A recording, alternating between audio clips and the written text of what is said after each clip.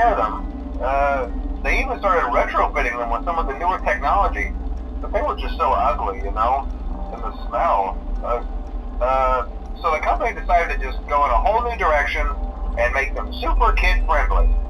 Those older ones shouldn't be able to walk around, but if they do, the whole Freddy head trick should work on them too, so whatever. I loved those old characters. Did you ever see Foxy the Pirate? Listen, that one was always a bit twitchy. I'm not sure if the Freddy head trick will work on Foxy. If for some reason he activates during the night, and you see him standing at the far end of the hall, just flash your light at him from time to time. Those older models would always get disoriented with bright lights. It would cause a system restart or something. Come to think of it, you might want to try that on any room where something undesirable might be.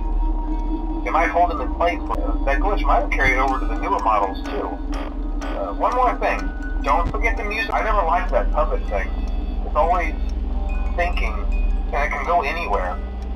I don't think the Freddy mask will fool it, so just don't forget the music box.